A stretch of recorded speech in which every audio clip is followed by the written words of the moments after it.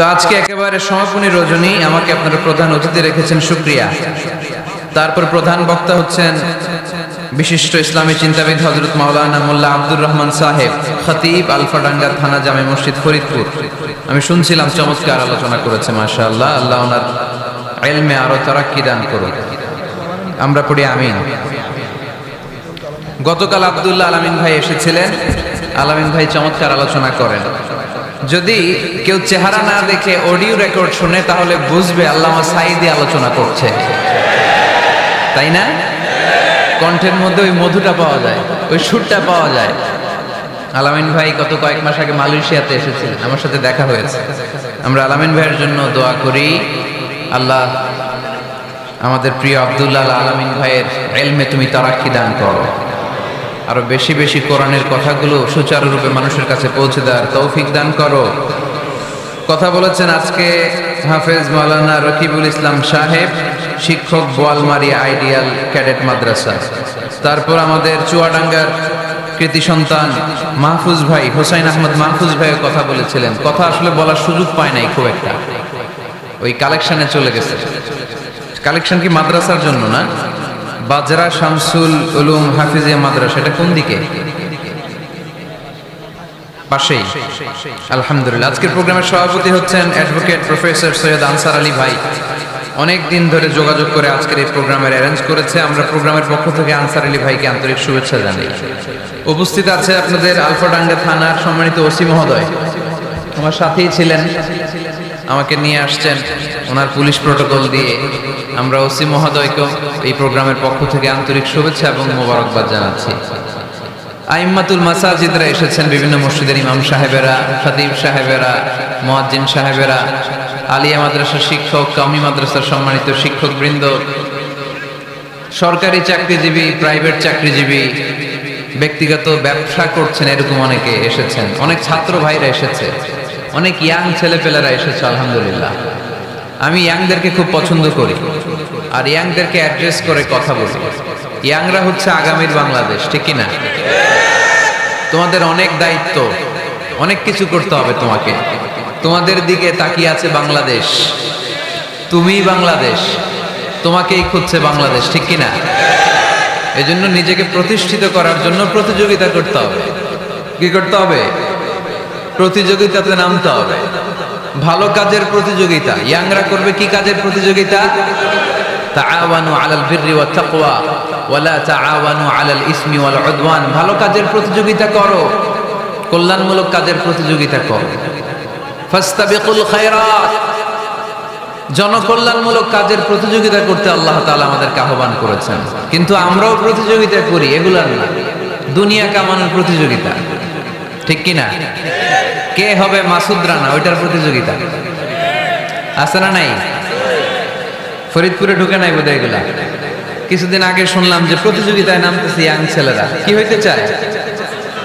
হ্যাঁ, মাসুদ রানা। এরপরে বোনেরাও কম না, ওনারা নামে বিশ্ব সুন্দরীর প্রতিযোগিতায়। এরপর এখন ছোট ছোট বাচ্চারাও নেমে যায় খুদে গান রাস, আছে না নাই? না, ফাস্তাবিকুল খায়রাত, আমরা ভালো কাজের প্রতিযোগিতা করি। সো তোমাদের উপর পুরো বাংলাদেশ তাকিয়ে আছে। আমাদের অনেক পপুলেশন, হিউজ পপুলেশন। এই জনসংখ্যাকে যদি আমরা জনশক্তিতে রূপান্তরিত করতে পারি তাহলে আগামীর বাংলাদেশ হবে উজ্জ্বল বাংলাদেশ, ডিজিটাল বাংলাদেশ, ঠিক কিনা? আল্লাহ আমার এই 56,000 বর্গমাইলের বাংলাদেশকে তুমি কবুল করে নাও। সম্মানিত সুধী, আমি আর অতিরিক্ত কথা না বাড়িয়ে সরাসরি মহাবিশ্বের মহাবিশ্বয় মহাগ্রন্থ আল কোরআন আল কারীমের তাফসীরের দিকে চলে যাচ্ছি। আমি আপনাদের খেদমতে সূরাতু আল ইনশিরাহ থেকে তেলাওয়াত করেছি। এই সূরা থেকে কিছু কথা আজকের এই চমৎকার সন্ধ্যায়, চমৎকার রজনীতে আপনাদের সামনে পেশ করব। আমরা পড়ি ইনশাআল্লাহ। এখন আপনারা যেরকম চুপচাপ নিরিবিলি শেষ পর্যন্ত এরকম থাকবেন। আমার ঘড়িতে এখন বাজে 10টা বেজে 15 মিনিট। কটা পর্যন্ত থাকবেন? সারা রাত আপনারা থাকেন, আমার একটু যাওয়ার ব্যবস্থা করে দিয়ে এদিক দিয়ে আমার এক্সিট করে দিলে হবে। তো আমরা খুব লম্বা চড়া কথা বলবো না। সূরাতু আল ইনশিরাহ, সূরাতু আল ইনশিরাহ। কোরআনের কোন কোন নুসখায় এই সূরাটাকে বলা হয় সূরাতু আশ-শারহ, কোথাও আশ-শারহ, কোথাও আল ইনশিরাহ। ইনশিরাহ মানে প্রশস্ত করে দেয়া, এমন ভাবে ইসলামের সত্যতাকে আল্লাহ তাআলা আপনার সামনে তুলে ধরবে, ইসলামের জন্য আপনার হৃদয়টা প্রশস্ত হয়ে যাবে। অথবা এই সূরার নাম সূরাতু আশ-শারহ। শারহ মানে কি, কে বলতে পারে দেখি? শারহ মানে কি? হ্যাঁ, ব্যাখ্যা, বিশ্লেষণ। শারহ মানে ব্যাখ্যা করা, বিশ্লেষণ করা। ইসলামটাকে আল্লাহ তাআলা বিশ্বনবীর কাছে এমন ভাবে তুলে ধরেছেন, ইসলামটা বিশ্বনবীর হৃদয়ে একেবারে ক্রিস্টাল ক্লিয়ার হয়ে গিয়েছে, একেবারে ব্যাখ্যা হয়ে গিয়েছে। সুবহানাল্লাহ পড়ে। শারহ দেখবেন অনেক তাফসীরে শারহ আছে, হাদিসের শারহ আছে, যেমন উমদাতুল কারি আলা শারহিল বুখারী, বুখারীর শরহ।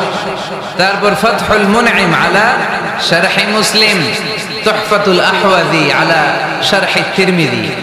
এই হাদিসের কিতাবগুলো শরহ হয়, ব্যাখ্যা হয়।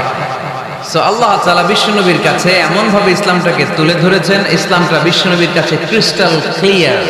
তারাকতুকুম আলা মাহাজ্জাতিন বাইদা, জলজলে সূর্যের মতো ইসলামকে আমাদের কাছে রেখে গিয়েছেন বিশ্বনবী। চিল্লায় কোন ঠিক কিনা? আজকে আমরা দেখব কিভাবে এই সূরার মাধ্যমে বিশ্বনবীর হৃদয়টাকে আল্লাহ তাআলা একেবারে পরিচ্ছন্ন করে দিলেন। তো সূরাতুল ইনশিরাহ এটি কোরআনের সূরার ধারাক্রম অনুসারে 94তম সূরা। কততম?